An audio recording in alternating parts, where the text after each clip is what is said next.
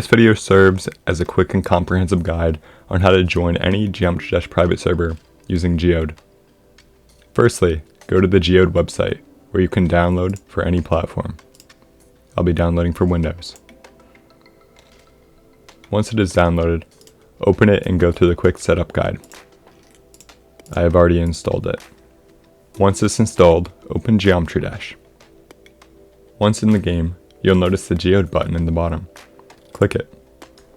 Click Download and search for GDPS. Click on GDPS Switcher. Click Install. It'll ask you to restart your game. Once you're back in game, click on the GDPS Switcher button. Here you have a list of all private servers you've added. To add a new one, click New. Paste the server link you've been given.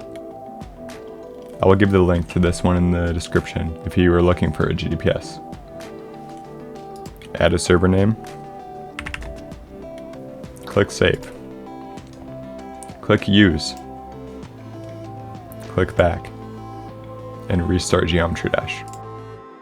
Once in game, you've successfully joined your chosen GDPS. Please consider joining the GDPS, which I have linked in the description. We're looking for players who want to start creating levels and socializing in a small setting. Thanks for watching.